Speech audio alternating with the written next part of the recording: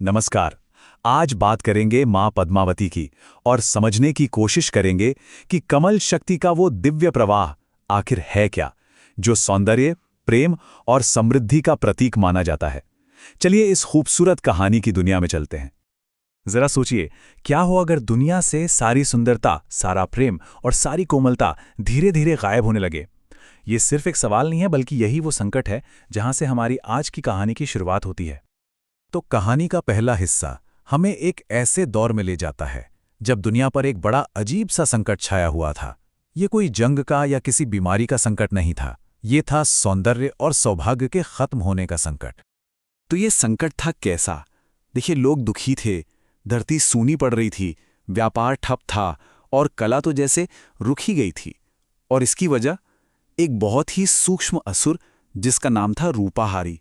वो दुनिया की सारी कोमलता और प्रेम को सोख रहा था और हर चीज को कठोर और बेजान बना रहा था। तो ऐसे में जब हर तरफ निराशा थी, उम्मीद की किरण कहां से आई? देवताओं ने एक दिव्य शक्ति को पुकारा और यहीं से शुरू होती है मां पद्मावती के अवतरण की कहानी। और देवताओं की पुकार भी देखिए, कितनी सीधी और कितनी गहरी थी। उन्होंने लड़ाई के लिए कोई हथियार नहीं मांगे, बल्कि उन्होंने मांगा संसार के दिल के लिए कोमलता, कमल की वो दिव्य ऊर्जा। ये बात आज भी हमें सोचने पर मजबूर करती है ना, कि शायद बड़ी से बड़ी मुश्किलों का हल जोर जबरदस्ती में नहीं, बल्कि कोमलता और करुणा में ही छिपा होता है। और इसी पुकार के जवाब में जिनका जन्म हुआ, उनका नाम ही अपने आप में सब कुछ बता देता है। पद्मावती, यानी पद्म मतलब कमल से जन्म लेने वाली। उनका तो पूरा अस्तित्व ही कमल की दिव्यता, उसकी पवित्रता और उसके सौंदर्य से जुड़ा है। उनका स्वरूप कैसा था? वो एक खिले हुए कमल पर विराजमान थीं। चारों तरफ एक सुनहरी आभा, हाथों में कमल और जल की धारा। उनकी आंखों में चांद जैसी शांति थी। समझिए, उनका प्रकट होना ही अपने आप में दुनिया के लिए एक वरदान था। तो अब कहानी उस मोड़ पे आती है जहां दो बिल्कुल अलग ताकतें आमने सामने होती हैं। एक तरफ मां पद्मावती की कोमलता और दूसरी तरफ रूपहारी की वो कठोरता। रूपहारी, वो तो अपने घमंड में एकदम चूर था। उसे लगा कि उसकी जो विनाश करने की शक्ति है ना, वो हर तरह की सुंदरता को खत्म कर देगी। उसने मां पद्मावती को सीधी चुनौती दे दी, ये सोचकर कि भाई ये कोमलता उसकी कठोरता के आगे कहां टिकेगी। और दोनों की शक्तियों में सच में जमीन आसमान का फर्क था। रूपहारी के पास क्या था? काले धुएं की लहरें, विनाश की ऊर्जा। जबकि मां पद्मावती की शक्ति थी दिव्य कमल की ज्योति, मतलब सौंदर्य की एक बहुत ही कोमल सी तरंग। ये कोई आग नहीं थी, कोई हथियार नहीं था। और यहीं कहानी का सबसे जरूरी, सबसे खूबसूरत मोड़ आता है।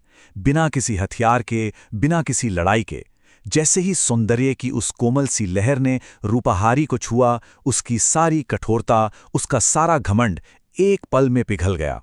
उसका वो पत्थर दिल टूट गया और वो वहीं खत्म हो गया। ये जीत थी कोमलता की, उस शक्ति की जिसे हम अक्सर कमजोर मान लेते हैं। तो रूपहारी के खत्म होने के बाद दुनिया में सिर्फ शांति ही नहीं लौटी, बल्कि मां पद्मावती की कृपा से जीवन में एक नया फ्लो, एक नया आकर्षण भी वापस आया। उनकी कृपा का असर देखिए, कैसे जीवन के हर हिस्से में दिखता है। रिश्तों में मिठास आती है, जो कला रुक गई थी वो फिर से जिंदा हो जाती है। व्यापार में, धन में प्रवाह आता है और सबसे जरूरी, मन को एक शांति मिलती है, वो निर्मल हो जाता है। तो मां पद्मावती से कौन कौन सी शक्तियां जुड़ी हैं? जल में पवित्रता, मन में शीतलता, घर में सौंदर्य, हमारे विचारों में कोमलता और पूरी जिंदगी में एक ग्रेस, एक सहजता। ये सब उन्हीं की ऊर्जा के अलग अलग रूप हैं। तो भाई, इस पूरी कहानी का संदेश क्या है? इससे हमें क्या सीख मिलती है?